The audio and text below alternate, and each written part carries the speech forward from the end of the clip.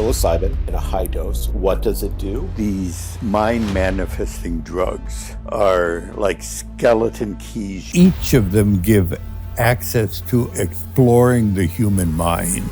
Dr. Bill Richards, world-renowned leader in the field of psychedelics. He helped usher in the rebirth of psychedelics research at Johns Hopkins University. Dr. Brian Richards is contributing to research administering psilocybin to cancer patients, a father-son duo working in the field of psychedelic-assisted therapy. I write about medical, educational, and religious implications and applications of psychedelics. I was open to religious experience, but had not experienced anything of the magnitude that opened up after I got a psychedelic into my system. I'm curious about that end-of-life experience of your wife and if there were psychedelics involved in that at all. My wife, Brian's mother, Ilsa, was a co-therapist with me. We worked with cancer patients. Then one day, around age 40, she discovered she had breast cancer. She died at 50. The experience of my mother's death when I was 11 changed my life course. Her psychedelic history enabled her to confront death with curiosity, openness. Brian, an expert in working with cancer patients, his early loss can be seen as part of his training for who he has become. Some losses will be inescapable. What do you do with the experience? People discover their strengths, but they also confront their weaknesses. Here we are now with the opportunity to explore its application. Are we bright enough, evolved enough, intelligent enough, caring enough to integrate them into the culture in responsible and safe ways?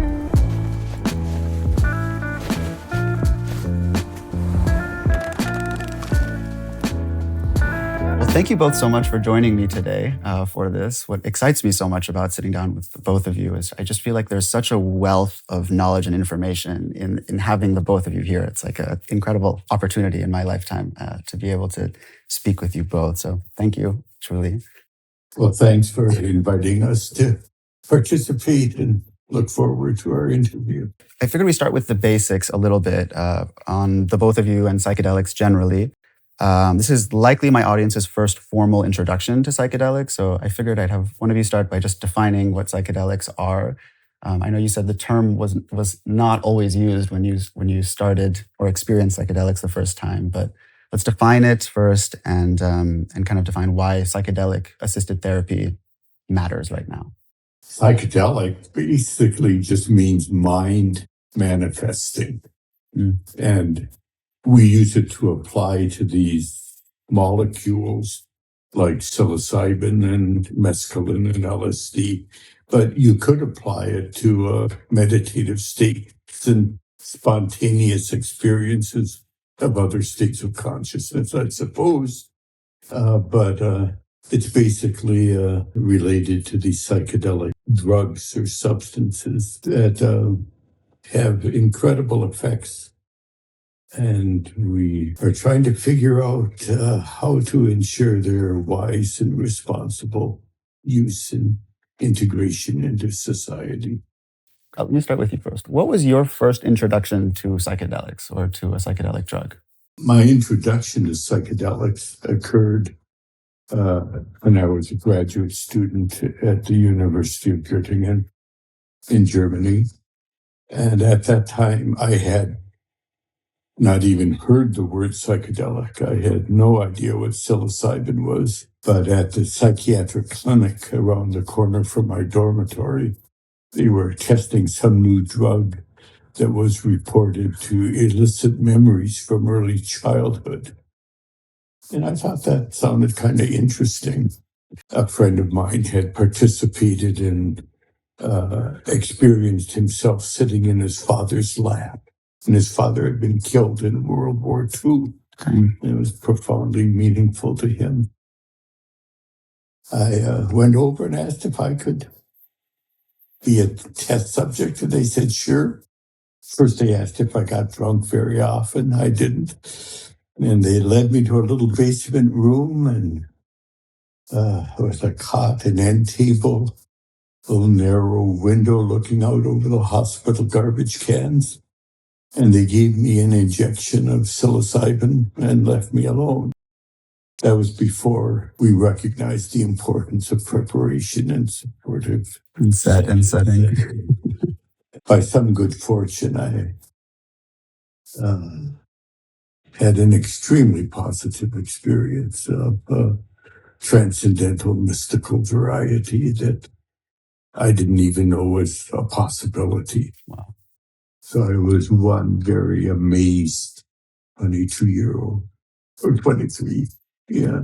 What about your first experience? I mean, I imagine there's some sort of tie between, we'll get into your backgrounds, both of you having such a large background in research and psychedelics, but what was your first introduction of, maybe, was it dad or was it So my your own? first experience was actually with a couple of friends in college, and just being curious to try mushrooms together and having an agreement that we would trust and support one another through whatever we experienced. And most salient was just being in the woods with my friends and kind of a visceral remembrance and recollection and realization that everything is so alive and I'm a part of it, and a sense of being deeply attuned, appreciative of just the majesty of nature, and in the darkness of the forest, also encountering fear and being present with fear, confronting it, watching it manifest, transform itself, and dissipate.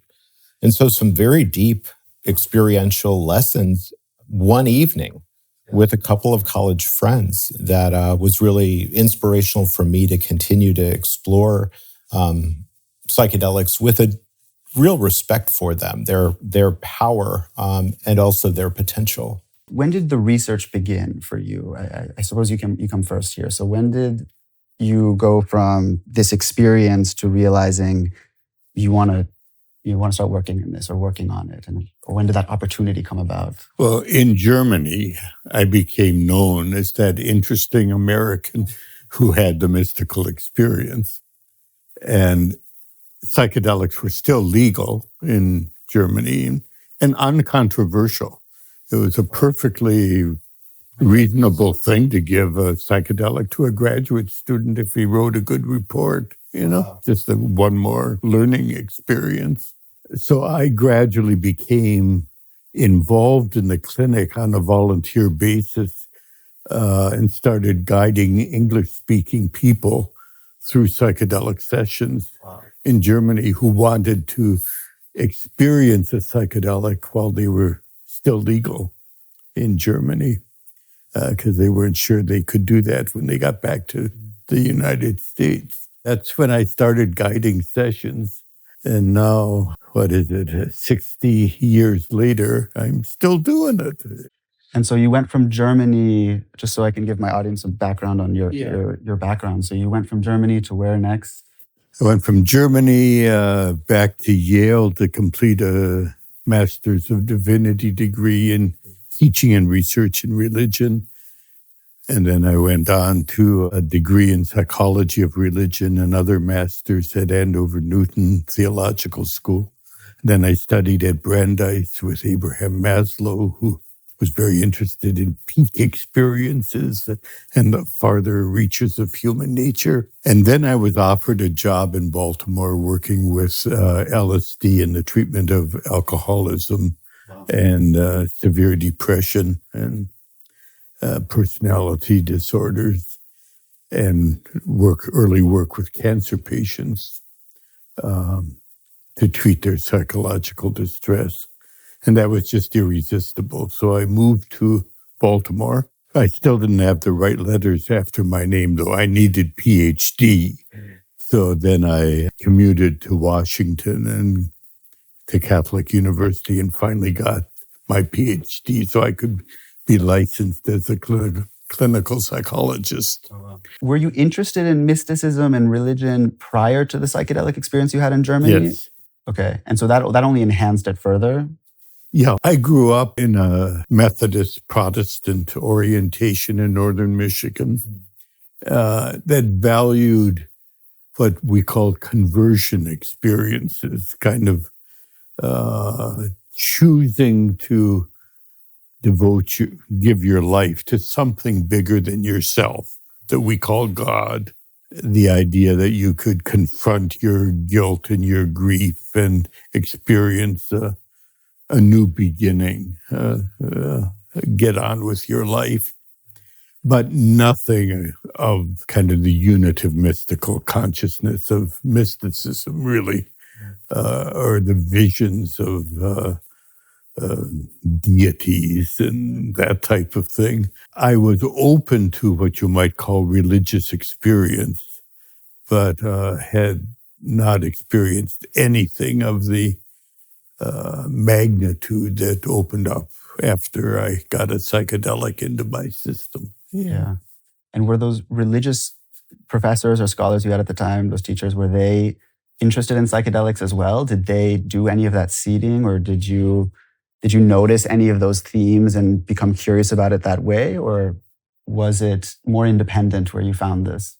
Quite independent. I was, when I came back from Germany, I shared a description of one of the most profound experiences I had had with psychedelics with the head of psychology of religion. His response was to feel threatened and give me an article full of statistics to prove I could still think critically. He just was not interested in alternative states of consciousness at all. Wow. And that was psychology of religion at Yale at that time. But then I took the same report to my professor of Hinduism, Norvin Hine, who just died a few years ago at 103. Yeah. And he read that document, paused, looked me in the eye, and he said, "Now you know." Wow. That's incredibly powerful. Yeah. And so what about your background? So you had this experience in college. What were you studying at the time? And then what was the path to eventually getting towards researching psychedelics? So I was pre-med track and anticipated I would definitely be interested in psychiatry. But I was also really impacted by a couple of psychiatrists who I liked and respected, and they dissuaded me from it and felt like they were an extension of Big Pharma with 15-minute med checks and did not find the work meaningful. And I wanted to work in a meaningful way with people. And so I decided I would go to psychology track instead and completed that, went on to a master's degree, doctorate, and it was at Johns Hopkins Behavioral Pharmacology Research Unit, Bayview, where I took a postdoctoral fellowship. And that was the time where Bill and Roland Griffiths, thanks to Bob Jesse, had coalesced a nascent program, importantly, to characterize an entire class of drugs that we really didn't know that much about. There were lots of case studies, anecdotal references, prior research that didn't have the same level of scientific rigor. And so the question was really a scientific one. Psilocybin, potentially in a high dose, what does it do? What is its abuse liability, et cetera? Because BPRU, it's now the Center for Psychedelics and Consciousness Research. But at that time, it was a kind of revered center that did very rigorous science around drugs that have some potential for abuse or are being widely used. Mm. And so the first study, which we were able to get permission for, was really kind of dose ranging. What is it that happens for a person when they take a known dose of a psychedelic, in this case, psilocybin? That was the point of igniting what over the next 20 years became multiple academic medical centers, clinics, different scientific research protocols, different questions being asked. But that was the beginning here in the United States after a couple of decades of... Yes, the research at Hopkins which Roland Griffiths and I were able to start in about 1999, occurred after a period of about 22 years of dormancy of psychedelic research in the United States anyway. Except for Rick Strassman did some studies in the early 90s with DMT. But basically it was tabooed. And Richard Nixon said Timothy Leary was the most dangerous man in America. And there were soap operas about, people taking LSD and having genetic damage or jumping off skyscrapers or whatever. And so there was this very irrational propaganda about psychedelics in those days. So when Roland and I were able to start at Hopkins, that was a big step forward. I remember 2 institutional review boards reviewed our first research design, and then the Hopkins Legal Committee reviewed it, and the FDA reviewed it, and all of a sudden we had green lights, and we had psilocybin in the pharmacy, and away we went in a study with healthy, normal people. It was quite incredible. But now that research group, which was Roland Griffiths, Mary Casamano, and myself, has expanded to, I think it's about 65 people now. It's a major part of the university. But then it was just a little research project. It's incredible. It's incredible to see that growth over time. I'm so curious, I have to ask. So Timothy Leary was a friend of yours, right? Timothy Leary was a friend of yours? Oh, we knew one another. Yeah, we met. I used to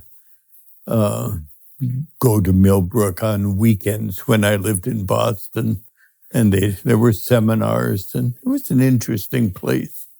What is the lesson in your perspective from Timothy Leary, and what happened there? Timothy Leary, I love it when I lecture these days and someone says, who was Timothy Leary? He's actually fading into history. That's sad. But he was a professor at Harvard, received psychedelics and was amazed at them. And with Ralph Metzner and Dick Alpert, who became Ram Dass, did some early psilocybin research that was very promising, but not as controlled as academic research typically would be. A group of students taking the drug in Timothy's living room in front of the fireplace and writing about their experiences was a little different than usual. Timothy himself was one human being. He had his strengths and his weaknesses. He didn't know much about psychology of religion and comparative religion, but he knew he had experienced something of incredible importance and magnitude. He tried to work within academia, and finally he gave up and went off and hung out with movie stars instead, but his ashes have burned up in the stratosphere several years ago. And he's an interesting historical figure. It's interesting that in 1902, William James was a Harvard professor who was writing about his experiences in alternative states triggered by nitrous oxide gas. And we revere William James. There's a big social science building at Harvard, beautiful building called William James Hall, so far, there's nothing to honor Timothy Leary. That may come in time. That's why I asked the question. I think it's important to tell the story of Timothy Leary Yeah. and to recognize that he was a part of the early research and inspiring people, and also a part of the demonization and the start of the Nixon propaganda. Timothy Leary and LSD kind of became symbols, archetypes almost in the 1960s of a lot of social change, not only with drugs, but the women's movement. There was too much change. Racial integration, lots of social change, the anti-war movement, there was a lot going on, and it all kind of got coalesced in LSD. So if we could make LSD go away, we could get back to normal. Yes. And of course, that's not what happened. It's so interesting. My mind goes to especially thinking of my Iranian audience, it goes towards the history of Iran and kind of the same thing happening in the era of the Shah, where the Shah ends up getting demonized for all of the modernization and all the change happening very rapidly in the Middle East, and then it kind of flips back and rebels back, and they're still in this period of darkness right now, I think. But for psychedelics right now, it seems like you said starting in the 1990s, the research came back, it resurged, and it resurged with LSD or with psilocybin. At Hopkins, we have primarily worked with psilocybin. Yeah, psilocybin, and let me ask why. At the Maryland Psychiatric Research Center, back in the early 1970s and 1960s, we worked with LSD as well. I'd love to educate my audience a little bit on the difference between these different psychedelics and kind of what you all have seen, the differences between them, and kind of why some are being researched for some reasons versus others. Basically, these mind-manifesting drugs are like skeleton keys, universal keys that open a door. They give access. And each of them give access to a vast array of different states of consciousness. So there isn't such a thing as the LSD experience, the psilocybin experience. They give access to exploring the human mind, to the study of consciousness. My hunch is if you gave enough sessions in different doses to the same person, or different people for that matter, that the varieties encountered with LSD would be the same as the varieties encountered with psilocybin or DMT, ayahuasca, or spontaneous occurring mystical experiences in meditation, right, or sensory isolation, or sensory overload, or natural childbirth, or creative fervor. These alternative states of consciousness I view as part of being human. They're in and through all of us. But most of us don't know they're there. Right. And when they happen, we're mighty surprised. Yeah. Yes.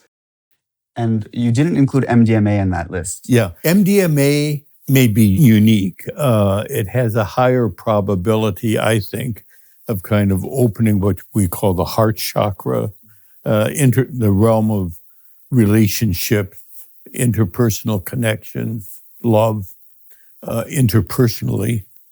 Though sometimes people have very profound unitive states with MDMA as well, where psilocybin and LSD and DMT and DPT and so on seem to, if you will, open the what the Hindus would call the crown chakra and give more ready access to these transcendental states of mind that are perhaps best expressed in Hinduism as the drop of water of the everyday self merging with the ocean of Brahman. Yeah.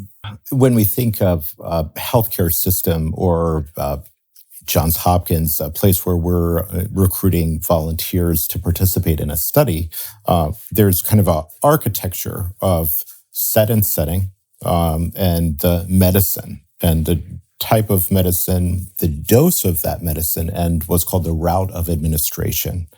And so if we think psilocybin, classic psychedelic, MDMA, an empathogen or an entactogen that really has some psychedelic properties, but may be indicated for the treatment of PTSD. That's likely its first FDA approval. And then we have a class called dissociative anesthetics like ketamine that at a sub-anesthetic dose occasion a kind of dissociated state of consciousness that can be profoundly meaningful. And so when we think of a clinic day, for example, we started with psilocybin at Johns Hopkins in part because it did not have the notoriety of LSD. I mean, LSD has a uniquely American history and is reviled and also seen in a host of different ways, but would have been too politically cumbersome to try to move forward. Wow. But importantly, psilocybin, when we think about psychedelics and just their shared human journey, those mushrooms go back probably 9,000 years in the archaeological record, when people were in hunter-gatherer tribes before city-states, before any civilization. So that thread of kind of wanting to go deeper, wanting to know, understand, to expand awareness beyond the everyday experience of life and the self-concept, that's a part of us that goes back thousands of years. And in a sense, here we are now with the opportunity to explore its application in the treatment of different forms of mental illness, quote unquote, or the way in which people suffer and get stuck in their rumination or their symptoms, and how to help people really transcend that with what is argued to be the opportunity, or at least the possibility for a definitive new paradigm that is no longer the symptomatic treatment of depression, of anxiety, with medicines that are helpful to maybe 40%, have some potential abuse liability, side effect profile. They're not great medicines, according to many physicians. We need something that is not only a drug, meaning a psychedelic that taken independently of any context is relatively unpredictable and nonspecific, but with intention, preparation, set and setting, and a therapy envelope of healthcare providers who are trusted and accountable, then people can go more deeply and have potentially a very profoundly helpful experience. Your research is the best I've read actually on scaling this because of that exact reason that you said. Like when I've spoken to other people who have had psychedelic experiences and they're like, oh yeah, I did this in college or I did this at some point in my life, but they're not aware of psychedelic assisted therapy. Their response is usually, it was so powerful and incredible that I don't think this should actually be available to everyone because I don't know how to control. This isn't a controllable thing. I don't know that they can have the same experience I had. And then when reading your work, I was like, wow, this makes sense. Like these are all the protocols that ensure that I had the right experience when I had it, and it makes sense. But can you share a little bit about that? Like so let's define set and setting a little bit and kind of all of the different necessities to ensure you have the right experience. What I hope we will see as a national standard, and covered by insurance or third-party groups like Inthea that provide coverage for companies at scale, is that people have the option of, well, I can see psychiatry, I could see a holistic practitioner, I could consider psychedelic, or I think a better term is experiential medicine. It's mind manifesting, but it's an experience. And seeking that type of experiential medicine experience might have some benefit. Where can I go where I can trust that I'll be okay? And, whatever the fears are, whatever might be even a low probability event, there's medical coverage or those people are licensed and trained. They're accountable if they transgress in some way, so that in the session room, they're ready to go inward. They've set aside the next day. There's nothing imminent they need to get to work on. They're prepared. They have a conceptual idea of what is the geography of this infinity space I'm contemplating going into, and what is outside of me. Outside of me are one or two trusted, supervised in real time clinicians who are well educated and trained. They're compassionate. They've earned my trust, so that when I put on these eye shades and these headphones and that music that might follow what's called the PK profile, pharmacokinetic profile of the medicine, take me deeper, move me to anguish, intense emotion, fear, really get me into my own mind. That all I need to do is focus on the present moment again and again, like a meditation. There's someone to hold my hand if I think I'm dying or losing my mind. I'll be okay. They offer the reassurance that I need. So for that 6-hour, 12-hour, 2-hour period of time where I transcend, the self-concept disintegrates, falls away. I can't find Brian Richards anywhere. My physical body, I know that it's safe and cared for, but my sense of consciousness could be 1,000 universes away. Will I ever find my way home? How could I? Well, the staff at Hopkins, they told me, think of it as a boomerang. You can hurtle out into the infinity space, but you will come back to your everyday self. Trust that you will. Do you need water? Anything that you need. If paranoia emerges, verbalize those fears, those attributions, projections, so they can dissipate. Don't miss that opportunity. It all happens in the present moment. It exists as a possibility. So what can we create around that to help that possibility become more probable for a person? And so that's some of the kind of structure of how we think about psychedelics in 1,000 and 10,000 different healthcare systems. If they're able to really create that space for people, it's not the erudite acumen of the therapist. It's the presence of the therapist helping that person trust and let go enough to simply reconnect with and remember, in a sense, what they have forgotten or become estranged from. And I think the most beautiful, compelling narrative I've heard from patients is I remember, like I'm more than this story in my mind about who I am. I'm more than my physical body, that will come and go. And I'll always be an aspect of consciousness. And that recollection, when we think of its application to existential distress around the imminence of death with terminal cancer, we want people to have an experience that is uniquely their own, where they can experience less fear and once again live their lives as fully as they can in the time they have left. And there is that possibility with psychedelic medicine, with that kind of very carefully, thoughtfully, compassionately orchestrated envelope around it. So these practitioners, what does the training look like for them in your mind? Like, what's the difference between this therapist and a normal therapist that someone encounters? Yeah, that's very, very important. Yeah. Especially if we're going to need a few thousand psychedelic therapists in the next few years.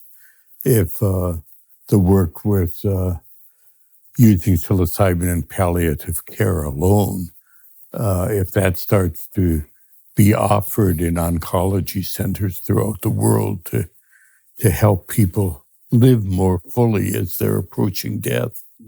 Wow, where are all those people going to come from? How are we going to train them? Who are they? And we can't just say they have to have 6 years of psychoanalysis to do this work. It just won't work. We have therapists of all types, psychiatrists, psychologists, social workers, pastoral counselors, psychiatric nurses, et cetera, et cetera, et cetera. many of whom could become good psychedelic therapists with some extra training.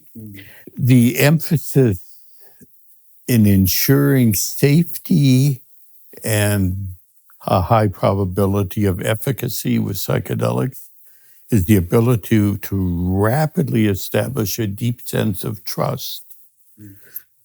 So that relates to the being of the therapist.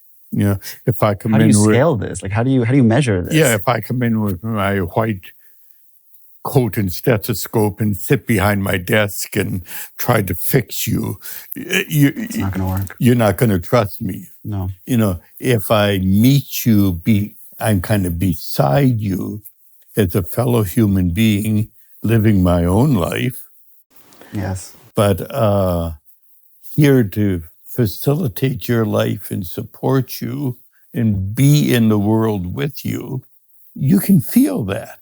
Yes. Do I really care about you or not? You know? So the psychedelic therapist, in maybe 4 hours of being together, has to establish that deep sense of trust as much as possible. And I would say if you can't establish it, you don't give the drug. There's got to be... You say the therapist has to gauge that connection, not the patient. That's right. Well, or both together. You know, but the sense of, in your presence in this physical setting where there's confidentiality and presence and respect and the right dose of a pure drug, you know, given all this, I can choose to relinquish control and experience whatever emerges in my mind, even if it's suffering. I'll go through it, you know. I'll trust, I'll let go, I'll be open, okay? So relationship is primary. And then there's what we call psychoeducation, just basic information of how to navigate in the inner worlds of the experiencing. If you see a monster, what do you do? What I've learned is you're supposed to go deeper. You go towards it. You say, approach it. Hello, are you ever big and scary?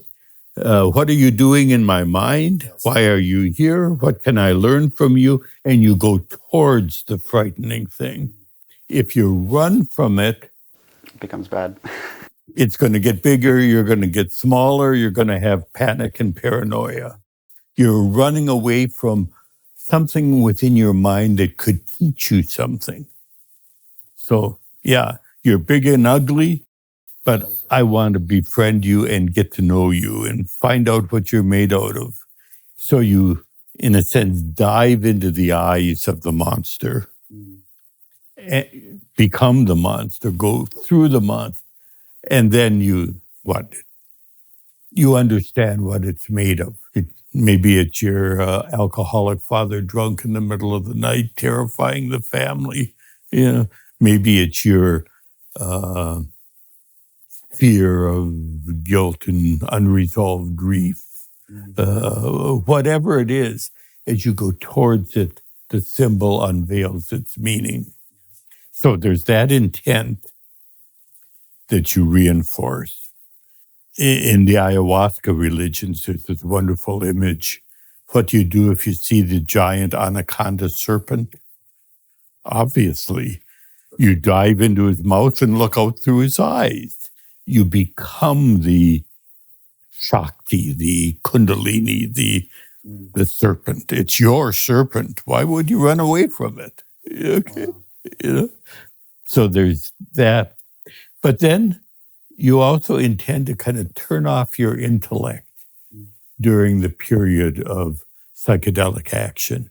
It's an intuitive experience, not an intellectual, rational experience.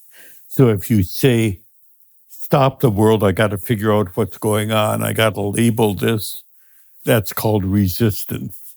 And it's going to interfere with the session.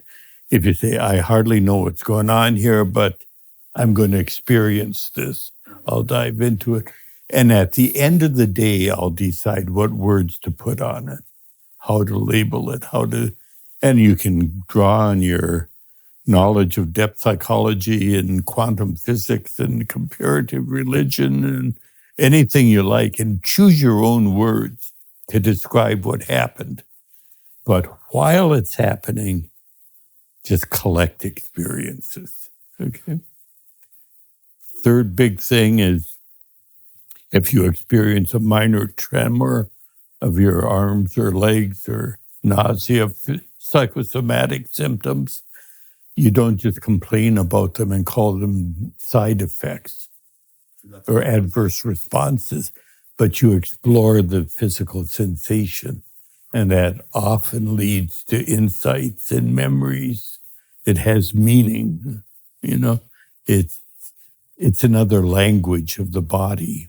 So these are all the things that the therapist needs to be aware of in order to ensure that they're right. And the person who receives the psychedelic needs to be aware of, even though in the intensity of the experience, the person may sometimes forget it.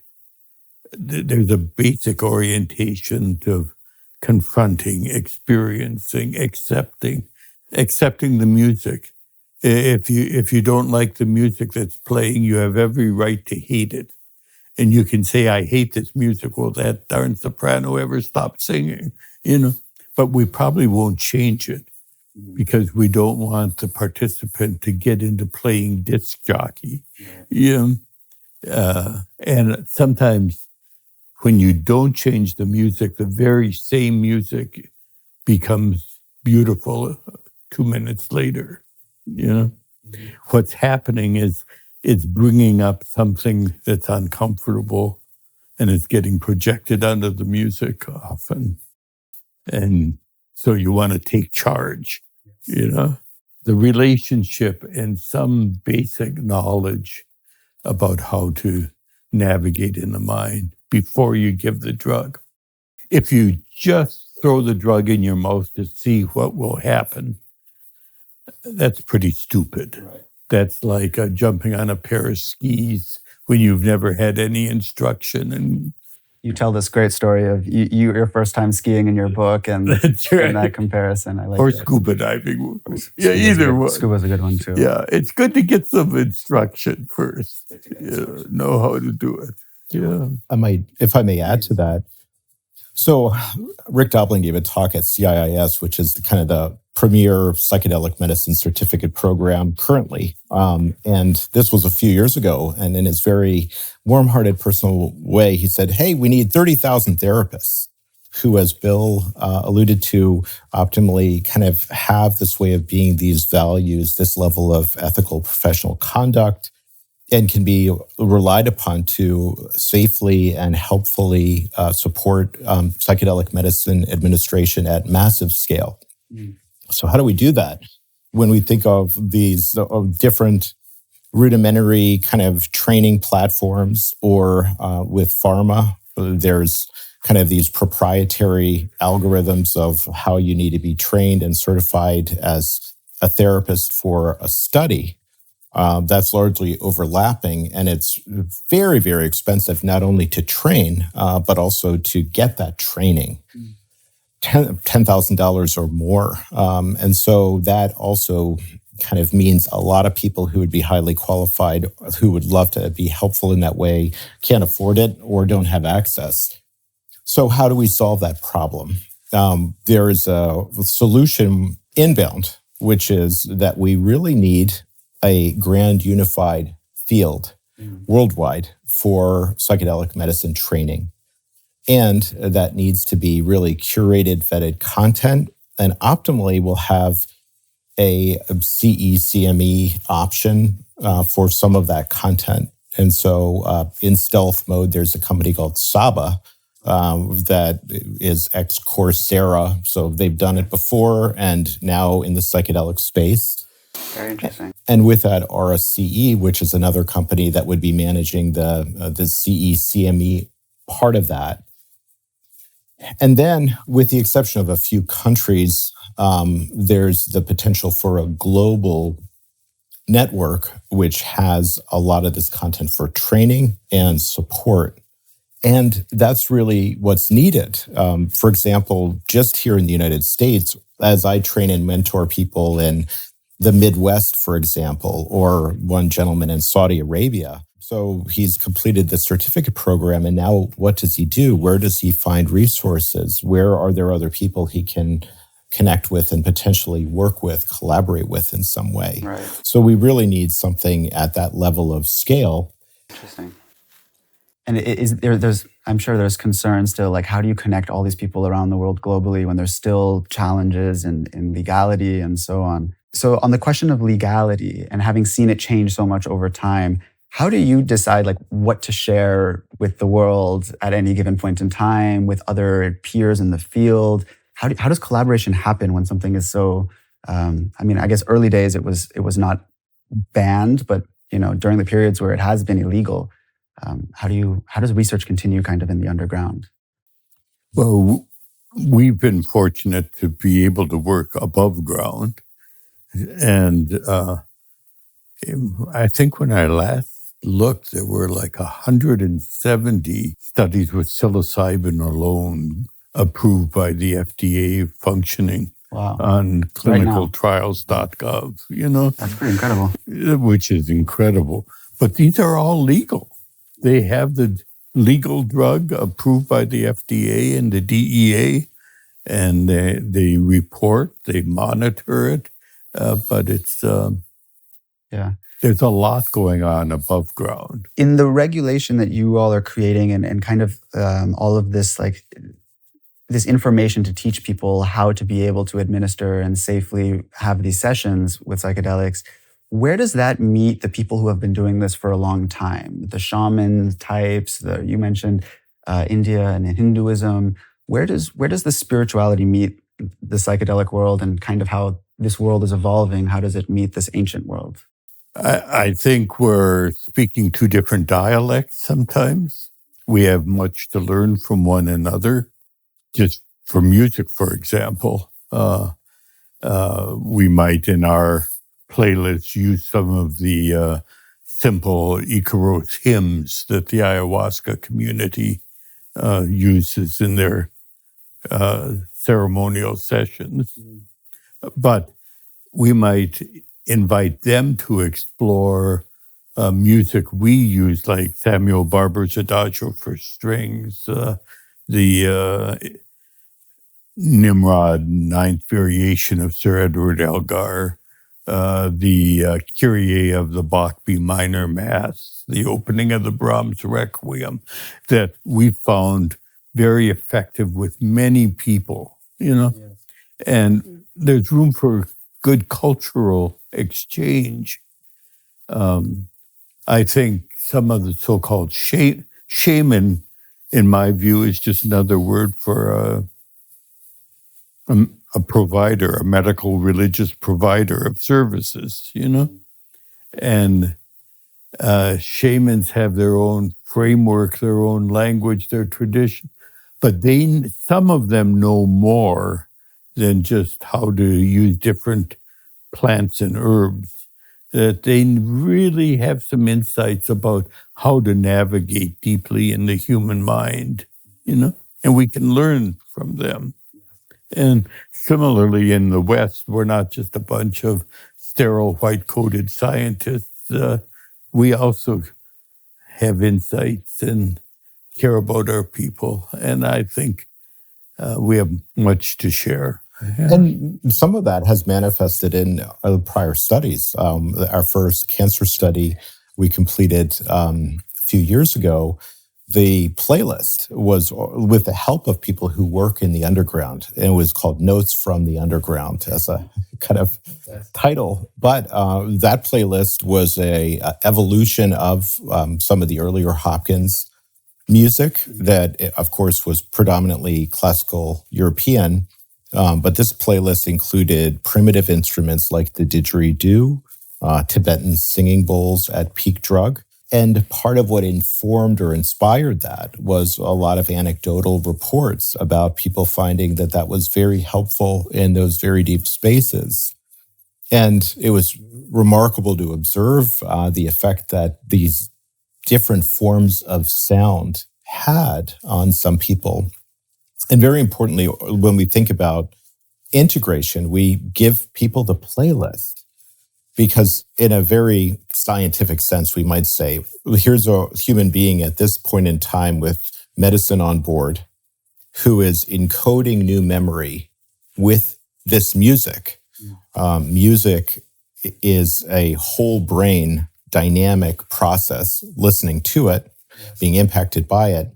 And so we give people the music so that without any drug, they can kind of viscerally reconnect with aspects of the experience optimally months or years later. And so then that music itself becomes a vehicle for integration. Yes. In my own sessions in working with my therapist, it was one of the first things I remember was how impactful listening to the songs where I had breakthrough moments or had moments of experiencing a memory that once was painful with the new emotion of empathy, listening to that song again later, being able to evoke that same feeling and that same empathy. And it's like a visceral reminder. And part of that process was, and again, I go back to what you were saying on the importance of the right guide that you connect with, was that I had a guide who I think met me where I was at spiritually at the time and knew where to nudge and what to bring in. And for me, it was Alan Watts, it was Ram Dass, it was Aldous Huxley. But for everyone, it's not necessarily perennial philosophy per se, right? So I'm curious, like, how does that get integrated in? Say if someone comes in Catholic or they come in Muslim, like how do you integrate someone's personal religion into this experience in a way that, I don't know, it makes sense? We don't integrate it. The person integrates it, okay? Right. We honor whatever religious or non-religious orientation the person has. And we support them in diving into their minds and experiencing what comes to them, okay? And I can tell you, good agnostics can have very powerful spiritual experiences. What counts isn't the creed, the belief, the intellectual content, but the capacity to choose to trust, to be open, to explore the human mind. And that leads to what we call the perennial philosophy that maybe, as Plato suggested, deep within all of us is a common unitive state of awareness that gets expressed different ways in different world religions, but that maybe there, if you want to call that God, that there really is one really real God expressed in diverse ways, all of which are fascinating and rich. I would add also, importantly, that it may not be spiritual necessarily. And we've done a study, for example, with healthy, normal adults many years ago, and some were agnostic, some were atheistic, some were really devoutly religious in some way, shape, or form. And everyone was welcome. And it was kind of the idea of just going more deeply into their experience of self and consciousness and supporting that. But importantly, without an imposition of value that they have a particular type or quality of experience. The role of the therapist really needs to be supportive and not kind of directing in a way that might not be helpful. To outline it a little more, when you go into human consciousness, there's often first just perceptual changes, so-called tie-dyed T-shirt effect, interesting mandalic patterns. And then you go a little more deeply, and many people come to psychodynamic material, childhood memories, traumas, relationships, the stuff of ordinary psychotherapy but perhaps intensified, accelerated focus. And then, if you will, beneath that is this realm of symbolic, archetypal, visionary material of angels and demons and gods and goddesses and precious gemstones and ancient civilizations. Who knows where that stuff comes from? But it doesn't seem related to your personal life in this lifetime. Some people theorize that it's encoded in our DNA somehow, but it's kind of universally human. And then, if you will, in and through there's this unitive consciousness. Love is an ultimate source of energy within consciousness. Those transcendental states often are claimed to feel more real, more fundamental than the state of consciousness we're in right now. There's something that's just intuitively validating about them. We can argue it could be one big delusion, but when you're there, it feels so real. Very convincing. It's like I've been here before and I forgot it. In your book, you argue that it's not one big delusion, though. Yeah. And you even go so far as to say that these psychedelics, they're sacred. So I'm curious, like, what makes you call them sacred? Say an agnostic person comes in also has a psychedelic experience, but they might not see it as spiritual or mystic or... Yeah, sacred means some people might prefer the word awesome. Sacred, it kind of links to institutional religion. But there's something fundamentally unspeakably beautiful, meaningful. And how do you know it's not purely chemical? How do we know that what we're experiencing right now isn't purely chemical? What's purely chemical? That's fair. Yeah. Yeah. Chemistry is a language about reality, We don't know, frankly, what we are yet. We don't know what consciousness is. The relation of the brain to experience is still the old mind-body problem of philosophy, I'm sure there's a large amount of people that you've seen in your lifetime who have come in and they are that stoic, hard-shelled, maybe doesn't believe themselves they're capable of love type. Do you find that those people come in and almost unanimously, undeniably have that experience of great empathy, abundance of love, and so on? I would see it as potential. It might not happen the first time they receive a psychedelic. But if you gave them a series of psychedelics It would happen. sessions, my hypothesis would be that among the many different states of consciousness they would explore, there would be what we call this mystical consciousness.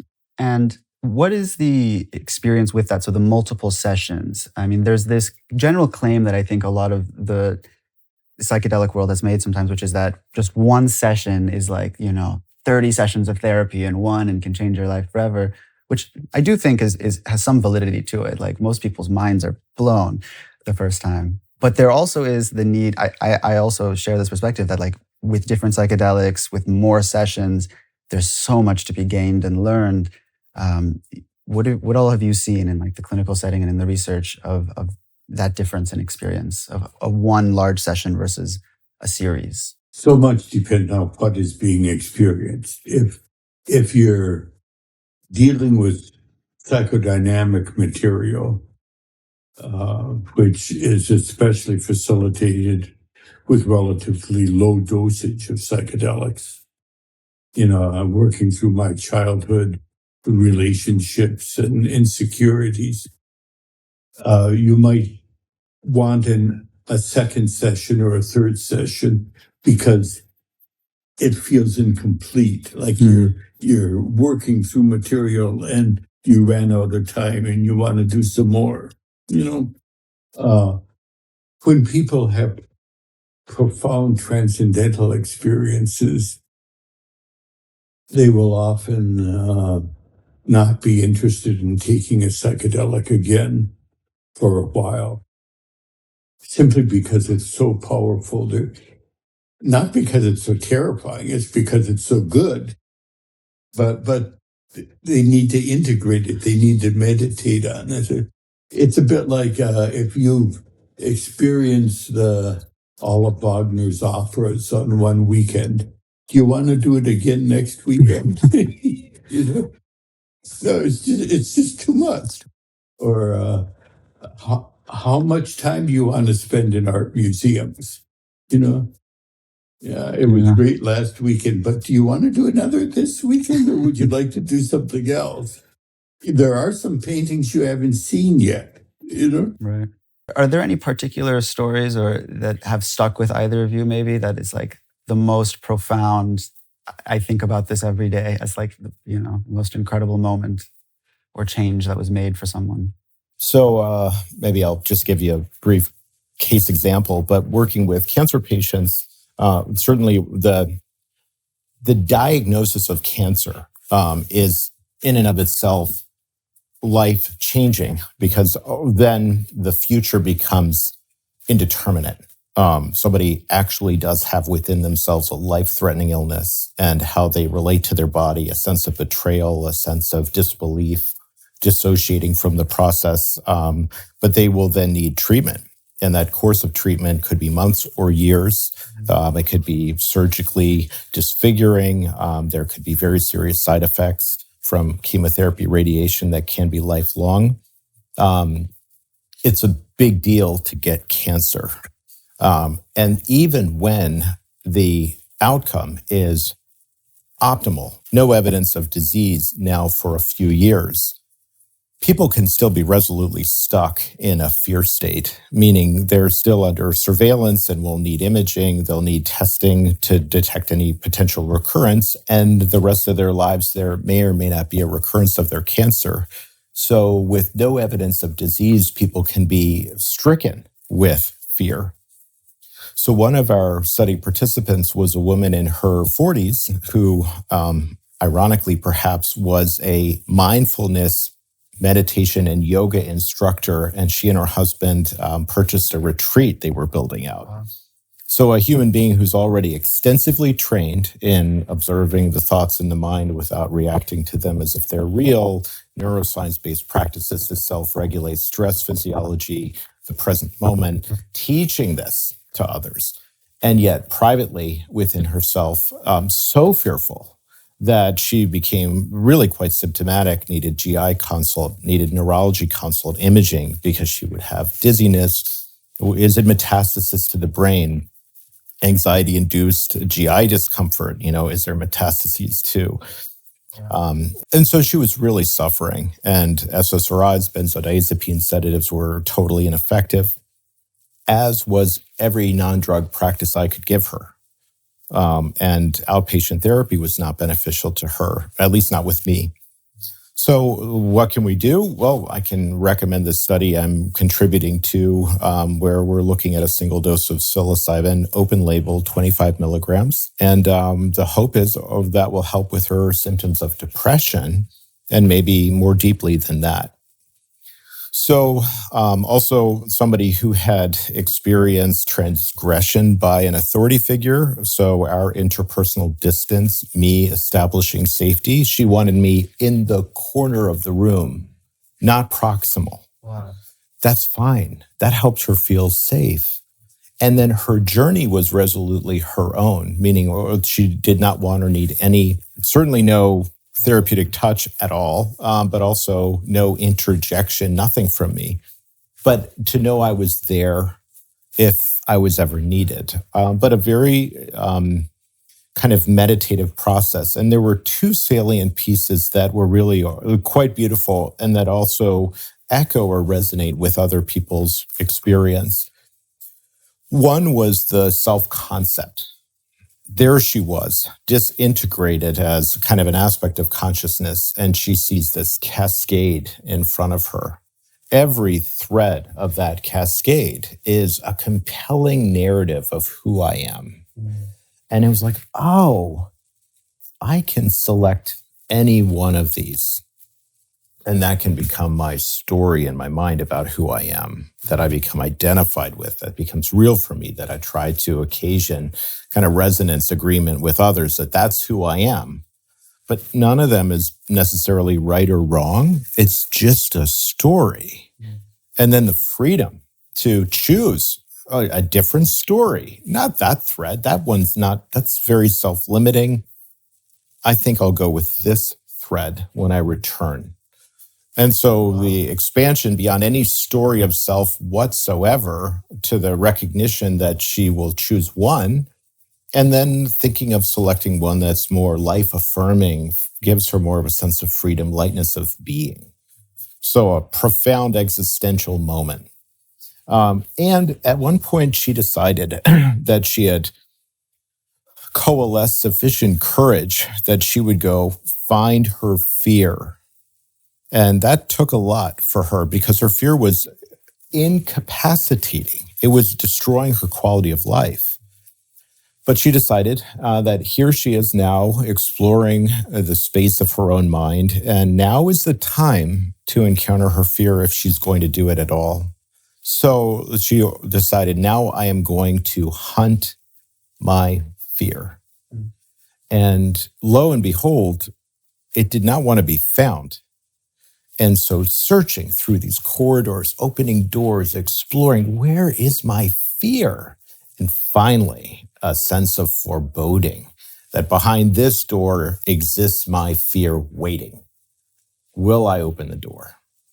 And so she decides with a few deep breaths, open the door, and here I go. I'm ready. And how does her fear manifest? It's this tremulous, tiny little hedgehog that's afraid of her. Wow. And she said, you're what's been tormenting me. You're just a hedgehog. And basically the dialogue was, all I'm doing, I'm your fear. I'm here to protect you. I'm here to keep you safe from harm. That's it. You don't need to fear me.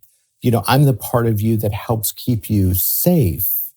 And so then it was a loving, like a compassion towards an aspect of a part of who she is that she could hold, that she could listen to and be in dialogue with, but that did not have to suffuse the totality of her mind and body.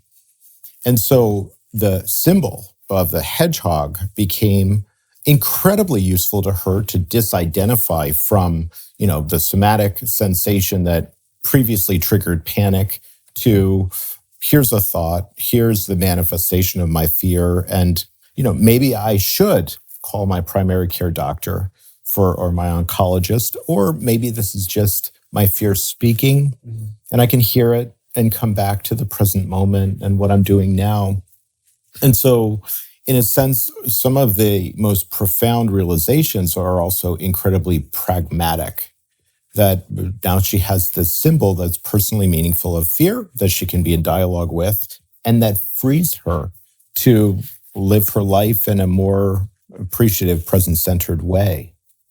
That's so incredible. The dialogue with the fear, it sounds insane, I think, to someone who hasn't experienced psychedelics, but I feel that, I recognize that, like the dialogue with parts of who you are that you otherwise didn't even know you could have dialogue with is crazy. And I got to just add an addendum to that, if I may, which is hilarious. I shared that with another established person in the field who told me, well, I also had cancer. And I had an experience just like that, except it was a mouse. And the mouse said, well, why are you afraid of me? I'm just a mouse. Many of the inner demons, if you will, turn out to be kids in Halloween masks. But you don't discover that unless you confront them and talk to them. Confront the fear, explore the fear, befriend the fear. And if I may, if we even draw from some of the spiritual traditions, like the Tibetan Book of the Dead, for example, and that inspired some of the early work. You start at the very top, what's called the mother light. And if you can't hold it, you go through the bardos, these different states of consciousness, where there can be the manifestation of the wrathful aspect, which is there to tear apart your fear, tear you away, or will present itself in a benevolent aspect. And we see that iconography in the Hindu tradition, like Durga, Kali, the wrathful aspect, the benevolent aspect of the same maternal life-giving form. Or in the Dhammapada, the Buddhist tradition, there's the idea that greater than conquering 1 million men on the battlefield is conquering the self. And that when we do that, whether it's through meditative practice or with the help of experiential medicine, when a person has that experience of going deeply enough to self-transcend, to develop mindfulness, then the outer world is less fearsome because they have found something, rediscovered, reconnected with something within themselves that is real for them, intuitive or known, and then can inspire how they live their lives going forward. In psychedelic therapy, the self-concept often changes. That if you take the stereotype of the addict, who has lost relationships, lost jobs, maybe even lost teeth, has low self-worth, this history of feelings of failure and isolation. If that person can experience this transcendental type of consciousness that sticks in memory, so he or she knows afterwards that there are resources within, that problems can be resolved, that there is a sense in mystical experiences of being connected to others, that you're not as isolated as you thought you were. You really belonged in this world. Right. So the whole concept of who you are has shifted. Yes. And so you say, well, of course I can get control over my addiction. I've got all these inner resources, And it's not just something someone told you, but it's something you viscerally experience. Yes. I have to ask, so you as a father, like what was it like raising kids and then thinking like, someday my kids need to know about psychedelics, but they're still kids. Like, what is that? At what age do you decide to introduce them? Because it's also your work. Well, Brian and his brother grew up in a home where mommy and daddy were going to work to give people LSD every day. I think maybe he thought all parents did that. Okay. I mean, that's just the way it was. Boy, it was a great day. The person today really made a lot of progress. It was kind of normal. I used to encourage Brian and his brother to think about taking psychedelics when they were in their early 20s or mid-20s. The idea you should have a self before you lose a self. Interesting. To the extent they did, I don't know, and I don't need to know.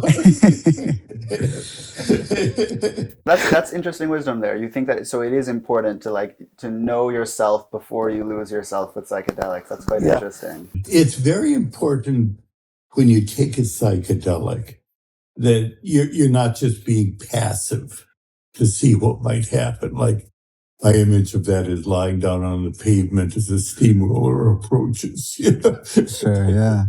But it's choosing healthy ego to entrust yourself to whatever is emerging within your mind, to learn, to explore, to be in some sense an adventurer. The hero with 1,000 faces, which is each of us according to Joseph Campbell. We are heroes on adventures here. Yes. And this is part of the spiritual journey to confront the monster, the fear, to explore and to discover the treasures within us. You know, great adventure. It's called being human. Yes. Yeah.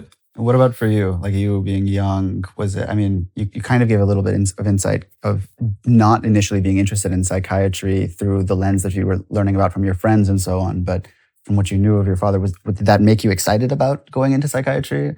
I think for me, the experience of my mother's death when I was 11, that changed my life course in that I had never experienced death of any kind. And then my mother dies here at home. And then how do I grieve? How do I make sense of that as an 11-year-old? And having, I mean, kids my age who certainly couldn't really empathize or understand. And in some ways, a kind of isolated journey, but also asking the questions around meaning and purpose and what seemed the utterly capricious, cruel nature of the universe. Why would this happen to me? So these different compelling narratives that also could become a self with a very unhappy story, for example. And so how do I make sense of that? How do I learn and grow? And also wanting to be helpful to others in a capacity of psychology or psychiatry as I went through college. And then having some initial experiences with kind of moderate dose psychedelics that weren't completely, utterly obliterating or self-transcendent, but took me deeper. That there's this outer world and there's also this inner world in which there is a purpose, in which there is meaning to also explore if we wish. I'm curious, like in our conversations of spirituality and mysticism, how do you quantify mysticism? How do you define mysticism in an academic setting? What does that look like? Believe it or not, mystical consciousness is a scientific term now. You can find it in the Journal of Psychopharmacology, okay? And it's not something misty, vague, supernatural. It's something quite precisely defined. And we define it with 6 categories. Sometimes condensed less, but basically a sense, reports of unity, of everything being part of one great interconnected reality of some kind.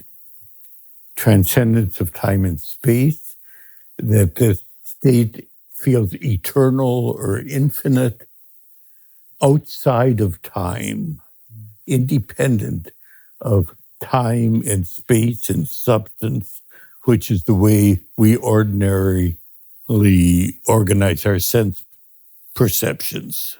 Okay, it just is.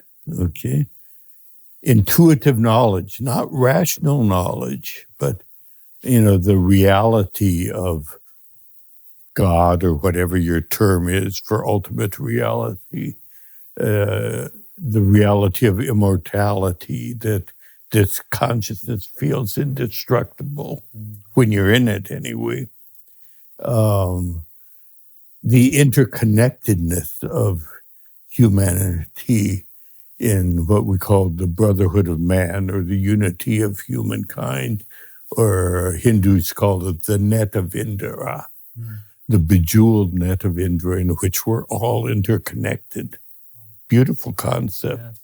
The primacy of love, that the most real thing in the universe is love, not as a mushy human emotion, but as an intelligent, creative energy deep within the human mind somewhere. Dante's Divine Comedy, it is love that moves the sun and other stars. That's the last line of the Divine Comedy. positive mood, joy, love, peace, playfulness, Shiva dances. Okay. But these are all part of the mysticism. These are all together. And then the final is ineffability and paradoxicality, that it feels like there's inadequate words to try to express this state of consciousness. I use the metaphor sometimes of the caveman being transported to a busy modern city and then back again. And his wife asked him, well, what did you experience? You know, he saw airplanes and skyscrapers and cell phones. He said it was big, it was impressive, because he doesn't have the vocabulary yet, but he has a sense that there was a structure. And it's like that when you come back from these mystical states. There was an order, a meaning, a structure, but I just don't have the words to tell you what it is. Okay. And part of that is this paradoxicality, big word. Academicians love it. But if I try to talk about it, I tend to sound like I'm contradicting myself. It was one, but it contained everything that is.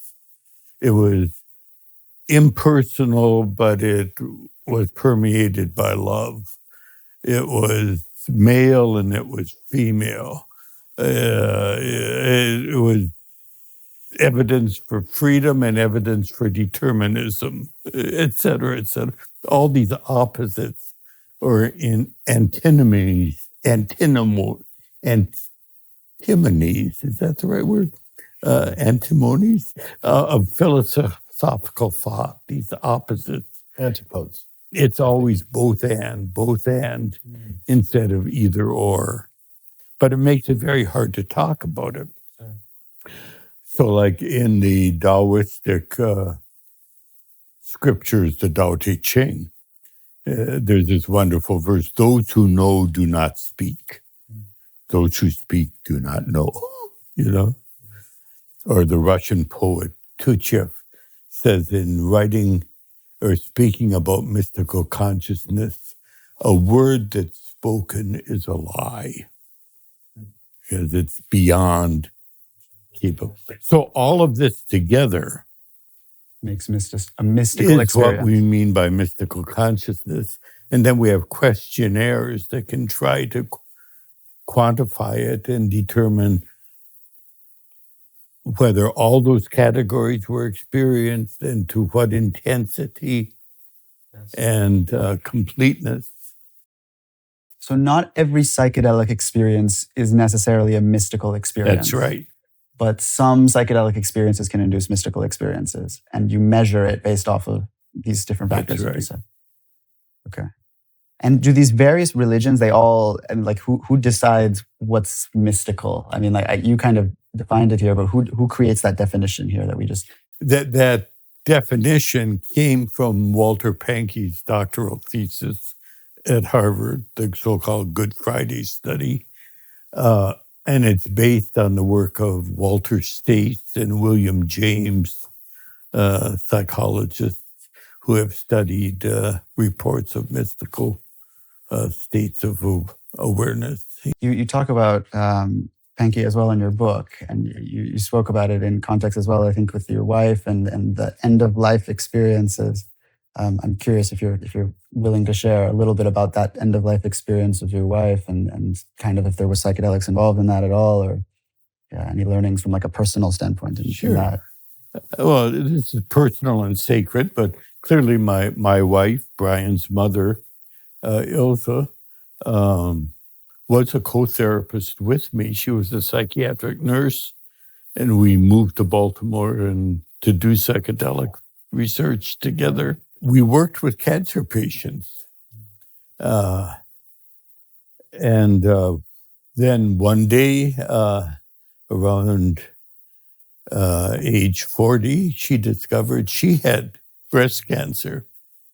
And we kind of thought, gee, if anyone can deal with this, we ought to be able to, because we've been helping other couples do it. And now it came home, you know. And she lived very fully for a decade. She died at 50 when Brian was 11 and his brother was 13. And in many ways, it was as good a death as a death can be, in preparation and meaningful communication. But it's still incredibly difficult to lose a mother and a wife. Yeah. But Ilse had a profound appreciation for psychedelics and other states of consciousness.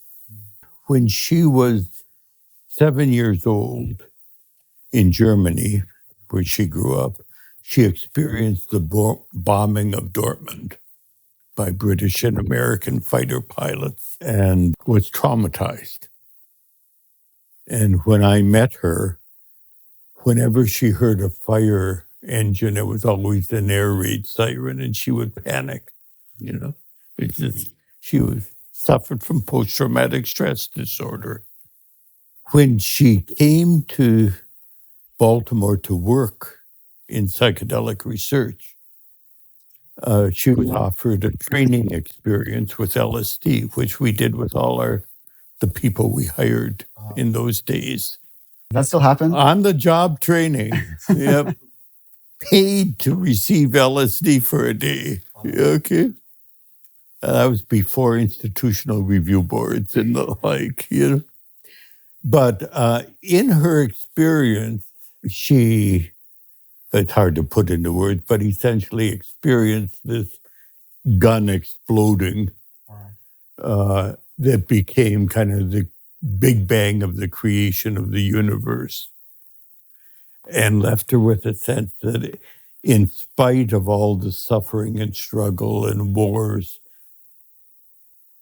all is ultimately well. The amazing thing is that it took away her post-traumatic stress disorder. That's pretty incredible. Also her depression. She went from it's not right to bring children into this suffering world to being a fantastic mother. In a way, her psychedelic history enabled her to confront death with curiosity, openness, even though she had to grieve too, because she didn't want to leave an 11-year-old and a 13-year-old and me, Heck, I was younger than you are now. I was 36, or 38, whatever I was. Yeah, it's very hard. Our work with terminal cancer patients and cancer patients who aren't terminal, is helping them to choose to live fully until they die. And we see it happening. And Brian's an expert in working with cancer patients these days, with and without psychedelics, So in a way, his early loss can be seen as part of his training for who he has become. It's dark, but pretty inspiring. it's dark and beautiful. It's like everything. It's dual, Yeah, it's beautiful and how something constructive can arise out of so much pain. Yeah. Do you ever find that in the work with people who are close to death, that when they discover psychedelics, there's this, oh man, I discovered this too late? Like, wow, this is so beautiful. I wish I had this mindset earlier in my life, or, even realizing like, oh my God, I didn't even know I was depressed before the cancer, and maybe I was. And yeah, there can be a wrenching or poignant aspect like, oh my God, most of my life is behind me and I wish I had this kind of realization. I wish these treatments were available 3 decades ago. Yeah. And so honoring that, I also emphasize, but here you are now. Right. Like you have the present moment. You always have the present moment. Certainly to not overly lament the past because now you've had an experience that could be very meaningful. Value that as well as the wished for past. But it does highlight what the existentialists call the difference between living and existing, And sometimes when you wake up and start to live, say, oh, why why did I stay in that job I hated? Why did I stay in that destructive relationship? Why didn't I go back to school 20 years ago and do what I really wanted most to do, et cetera, et cetera? And there's kind of a regret, a grief work of the person who is approaching death that needs to be done. But then there's the present moment, here and now. How do I live today? You know? And part of the therapy, then, if we think of existentially informed therapy, there's honoring the inevitability of death, which is much more apparent to the person with progressive cancer. Then what is the legacy you will leave this world? And what is the legacy you're creating in this moment, in the time that you have left? To take ownership of that can even be empowering or help reframe a sense of inevitable decline. And how can I model to my friends and children and relatives how to live fully as you approach death? Because it's not only cancer patients who are mortal. Most people are mortal. You might have noticed that. Like, it's part of life. Yeah. Could we come to terms with death, normalize it, and approach it more with openness, even curiosity, rather than depression and denial and fear? Before we got started, you had described a story of you visiting India, and you described the relationship with death so interesting. Like it painted a very unique picture and how different it is from our culture here in the U.S. and how we think about death. Could you talk a little bit about that?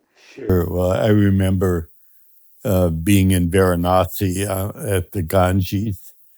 There was this cremation going on of the body that had been wrapped in symbolic cloths and covered with ghee and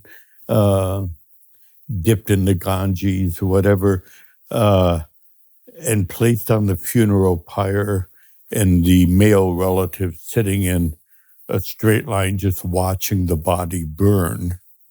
It sounds very serious, almost grotesque, you know. And yet right next door, with no barrier between, were a bunch of early teenage kids playing cricket, running and laughing. And the thought I had at the time was that if the cricket ball landed in the middle of the cremation pyre, no one would be upset, you know? Because life and death just go on, you know? We used to be very phobic about sex in our culture. Now sex is more out in the open. You know, women can have orgasms without being sluts. You know, they can say sex is beautiful, you know? We can own our sexuality. And maybe that same type of transformation could happen in the way we approach death and understand death. You know, it doesn't have to be so taboo. Mm-hmm. It's nice to see that in other cultures. I think like Japanese culture also has a better relationship with death. I think the like underlying Buddhism religion helps. The background in religion is very helpful, I think, with understanding how the psychedelics can be better integrated and help culture evolve. I think like the needs of culture to evolve to meet kind of psychedelics and the change that I think will happen in people's minds and what they want to be surrounded with. The next part of the psychedelic usage, which we haven't talked about yet, which is recreational usage, and kind of what the thoughts are from your perspectives and in general the research community on recreational usage, and even like, you know, I live in Los Angeles. Like, there's a big community of like people who enjoy microdosing mushrooms and who do this. You know, they don't do it necessarily through a therapeutic lens, but they view it more through a wellness lens and so on. I'm curious, like, what are your thoughts? As our culture begins to accommodate, it's not just psychedelics, it's tools that enable us to explore the parts of our minds that are usually inaccessible to us. Meditation and yoga, as well as psychedelics. But there's a growing interest in, my gosh, I'm more than I thought I was. I wonder what else is hiding up here that I might like to get to know, Could I be more productive, creative, healthy? Could I have more fun in life, and still contribute to the world, What was wrong, I would say, like with the 1960s movement, perhaps, where it was much more recreational than now in the future you'd like to cultivate, I'd say?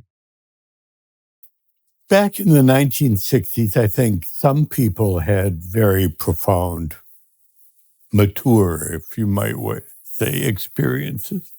But an awful lot of people giggled and saw pretty colors, never had the courage to close their eyes, were in big groups of people, not feeling safe, If recreational use were recreational use, not just having fun, but really developing your spiritual and psychological self.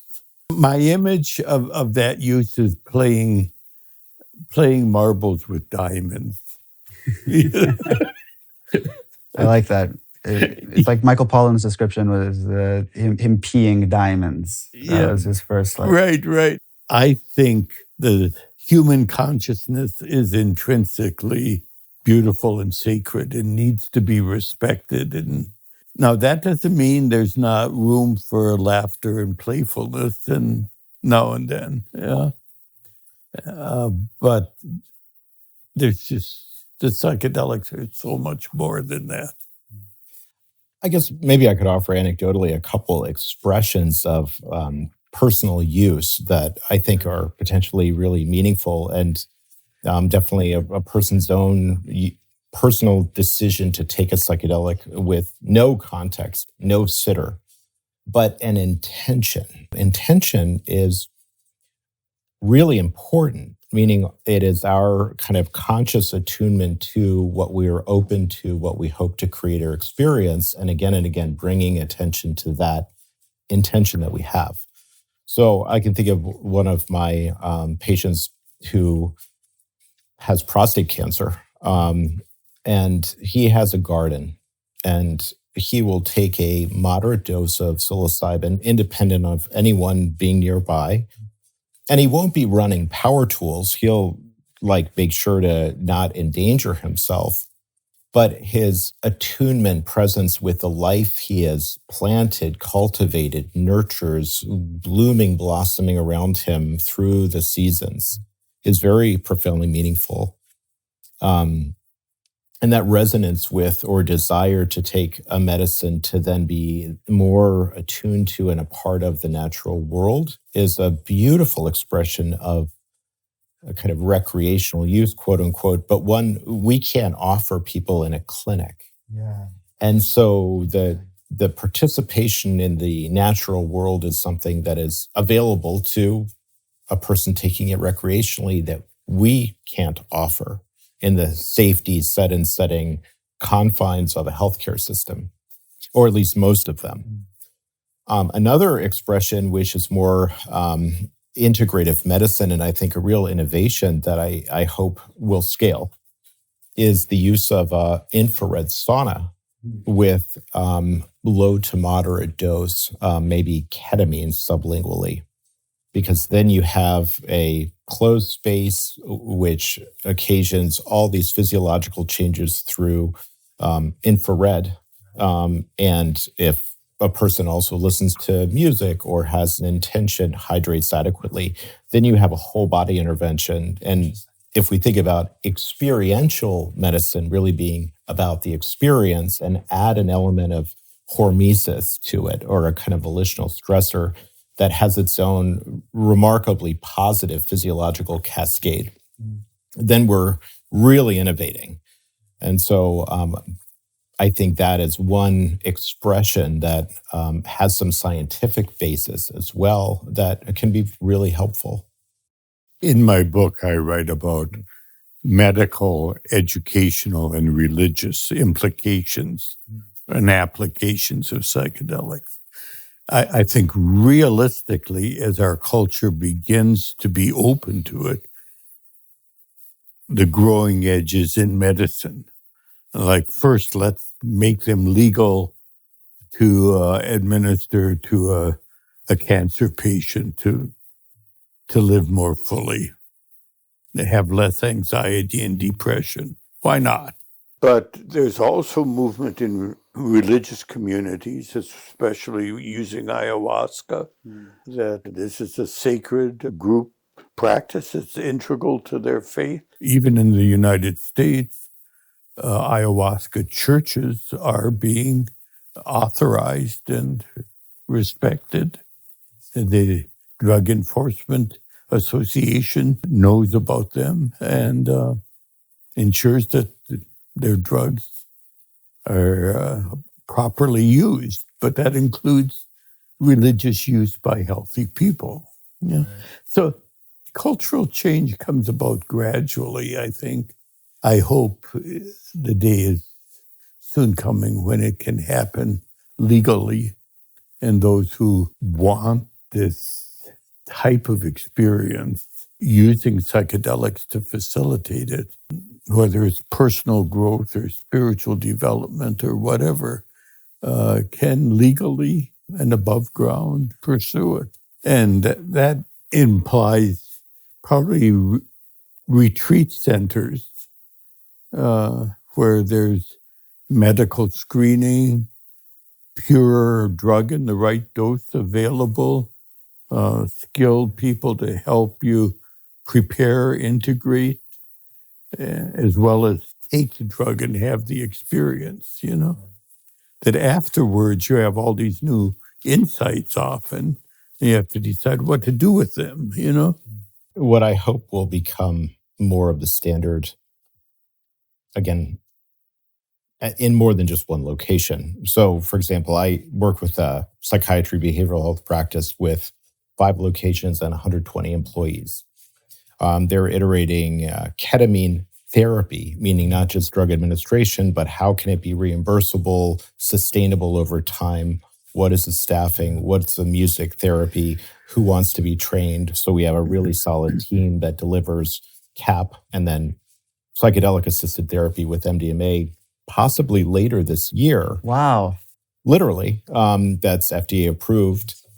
So we have a key team, but also of that system with 5 locations, 120 employees, how can we get maybe insurance coverage for CAP through a group like Anthea so that the prescribers, the physicians, the psychiatric nurse practitioners, they have the option of getting a healthcare benefit to try ketamine or psychedelic assisted therapy, have their own experience, and then be more inclined to speak to it or recommend it, even prescribe it to their patients.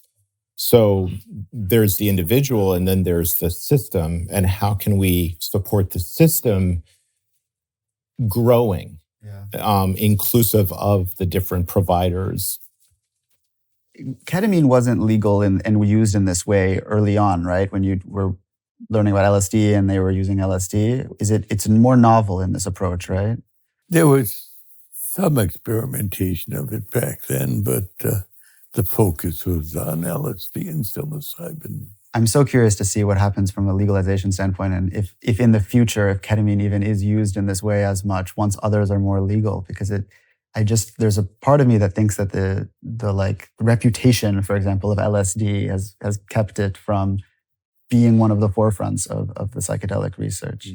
I'm curious, what do you all think? Like, because it seems like most of the conversation is still psilocybin, MDMA, ketamine. Well, I guess from a practical perspective, I contributed to a trial with MindMed, which was a kind of dose ranging for LSD in the treatment of social anxiety. So LSD is significantly longer lasting. And so that's a 14-hour... longer effect. Sure. Yeah. So it's a 14-hour bottom line clinical day to staff. That's a long day. for everyone. I mean, it's not just the providers. We need medical staff, et cetera, to be present in the clinic or immediately available. In that sense, if I can get a equivalent outcome with psilocybin at 6 to 8 hours, where everyone leaves at 5 p.m., with rare exceptions. Much better. I mean, it's just like that's what people are going to do, because unless there were to be some demonstrably greater efficacy, quote unquote, to LSD, it's hard to find people who would want to work harder, longer for the same outcome or equivalent to 6 to 8 hours. And it's expensive. I mean, getting everyone on board trained, compensating them by the hour. So I think there's psilocybin, and then there are now also drugs like 5-methoxy DMT administered intranasally, and that might have a 20 to 45 minute duration of action. That's much shorter. Will that become kind of 5-MeO? 5-methoxy DMT. Oh, okay. Interesting. So that's synthesized from the ayahuasca plant, or no? That there's, I think it's the Sonoran desert toad that it's one of the molecules it produces is 5-methoxy DMT. It's also available synthetic. It's also manufactured and patented by a pharmaceutical company that right now is running clinical trials with intranasal administration. Again, intranasal, like sublingual, about 30 minutes to full absorption. So a kind of slow progression, different from intramuscular IV or smoked inhaled, which is a few seconds. So you don't get this bolus intense effect, but much more progressive. But nonetheless, a drug that's much more rapidly metabolized. And if that has equivalent, quote unquote, antidepressant anxiolytic effect to psilocybin, then there's this dynamic tension around insurance reimbursement and staffing and systems. You know, what will become 3 years from now, 5 years from now, when all these drugs are presumably available by prescription with an FDA requirement that there be some therapy around it for safety. I wonder what will be the drug that more clinics are prescribing. It'll be amazing to see. Yeah. Okay, just as we start to wrap this up, what are concerns that you both may have about the field, where it's going? Any fears or concerns that are like worth vocalizing to make sure that we collectively, the next generation, I guess, is carrying the torch responsibly and avoiding the pitfalls? Well, philosophically, I often think that these substances have probably been around since the dawn of man, and they have surfaced and vanished in many societies over the history of our species. And now, here in the early 21st century, they're emerging again. And are we bright enough, evolved enough, intelligent enough, caring enough to integrate them into the culture in responsible and safe ways? I'm an optimist. I suffer from optimism. And I think it is possible. I think we can do it. But we have a huge educational job ahead of us, and we need an awful lot of well-trained therapists fast. And we have to be realistic about what we require of these people. You don't have to be a perfect saint to do this research, but you got to really like people, value diversity, be able to establish a healthy relationship quickly, and be able to be centered in yourself for several hours if you're not needed during a psychedelic session. Not get bored and not play with your iPhone. Okay. All right, fair enough. It's helpful to keep in mind that many of these psychedelic compounds predate the emergence and existence of Homo sapiens sapiens by millions and millions of years. So here we are now as an emergent species on the planet. Likely will continue, I hope. But what do we do with them now that we have awareness of them? Well, my hope is if there's some thread I hope to definitively contribute to, it's at least in the United States and hopefully internationally as well in some countries to create a context where that in the culture and in the system, there's the opportunity for an expanded state experience. And expanded states are thought to be potentially beneficial for wellness, for self-actualization, for the treatment of psychiatric distress in varied forms, as is described in different ways.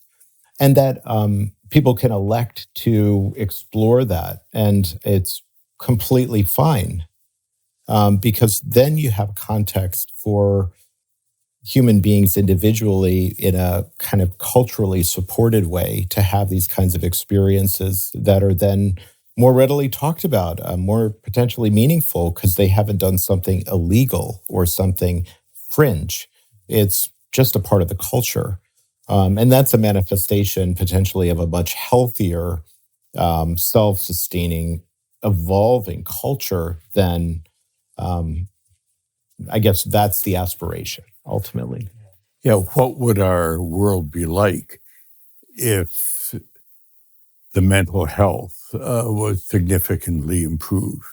If there was significantly less depression and addiction and anxiety and self-centered desire to just build wealth no matter what, etc. Yeah. But is there ever fear though that so I think to myself like, yes, we got to give the world leader psychedelic experiences in the right set and settings. But is there ever the fear that it goes the other way, which is like all of a sudden they think, oh, I'm God, I am Jesus Christ, I'm the next. Well, sometimes there are stages of digesting, if you will, these intense experiences.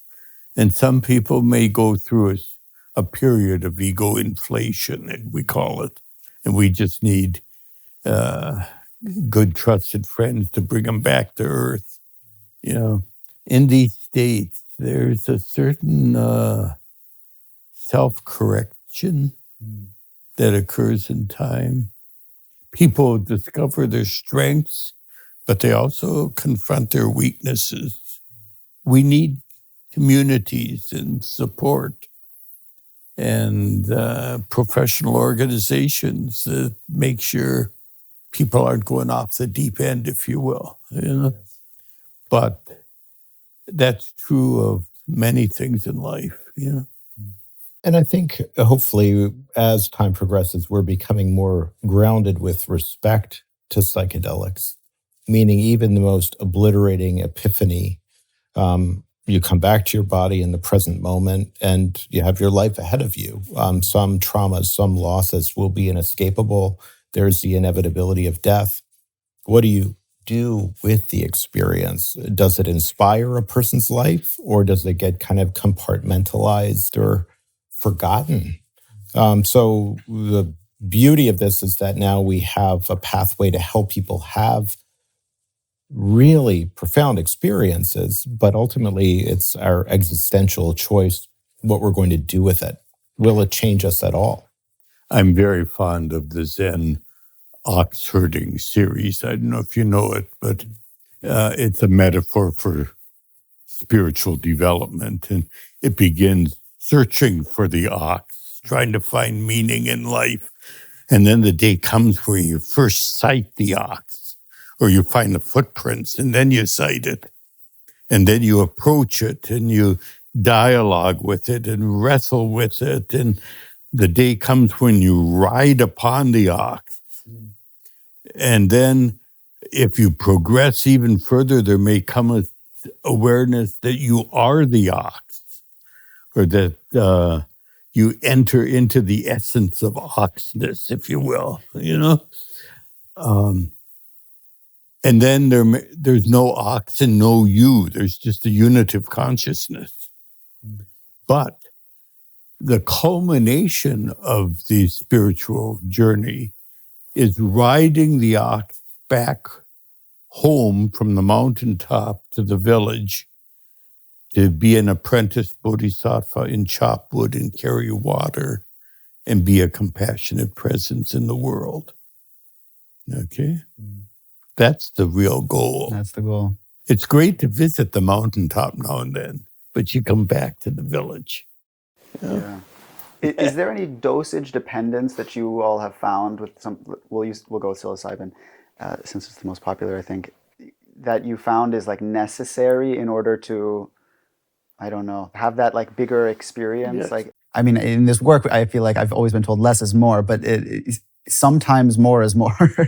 So I'm curious, like, how do you? We've done at Johns Hopkins, we've done a dose response study and demonstrated for the average person with psilocybin, you need about 25 milligrams to access transcendental forms of consciousness. Less than that, you're likely to have personal psychodynamic experiences that may be very valuable, but they're not going to be these cosmic mystical types. Really? Just 25 milligrams? 25 milligrams, yeah.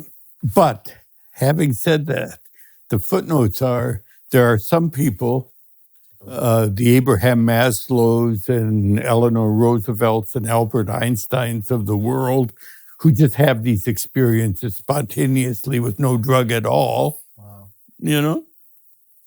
And there are other people who you can give extremely high doses to who don't have the response. Don't respond, you know? Wow.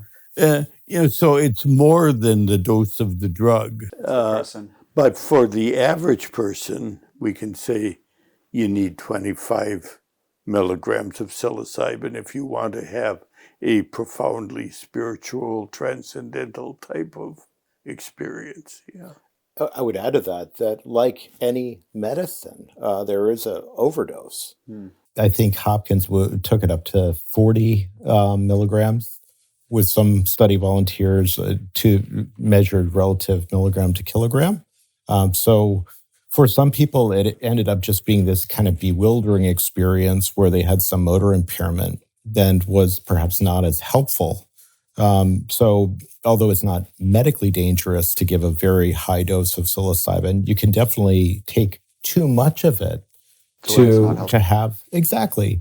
So kind of this dose ranging, as with all medicines, is what is the optimal dose for the majority of people. And then some might need +5 or +10 as part of their course of treatment. This is milligrams per kilogram or just in total? Now it's just in total. So some of the pharmaceutical companies will have 5 milligram capsules, and then you'll take 5 of these capsules for a standard high dose. And then depending on a person's response, when there's FDA approval, that person might elect to take 5 or 10 milligrams more or less for that matter, depending on their intention or what kind of therapy they're exploring. Yes. So for everyone at home watching, this is a macro dose, right? Or you would call it? It's hard to make it equivalent to actual dried mushrooms because this is synthesized. I see. Yeah, it's not weighed by dried, pulverized, desiccated psilocybin. It's actually from the lab, what's called GMP or Good Manufacturing Practices psilocybin. So it's different. Yes, probably equivalent to. That's why it's important to mention that. Yeah, maybe 3.5 to 5 grams of normal mushroom. Exactly. So which is a very high dose. Yes. It's a high dose. There's no need for a so-called heroic dose unless you're an insecure young guy. And want to impress your friends. Trying to impress people. Yes. Find the right dose. Find the right dose. Less is more. Thank you both so much. I'm leaving this more optimistic about the field and where it's going. I'm glad you're both pretty optimistic about it as well. Well, thanks for giving time to this important topic. Yeah. Of course. Are there any last thoughts or last words you want to leave people with? Well, just grateful for you being here and curious and wanting to learn more, and also how you will share this with others. Thank you for the work you're doing. My pleasure. I'm honored to be with you both here and to get to capture you both together as well. So thank you. I'm very grateful.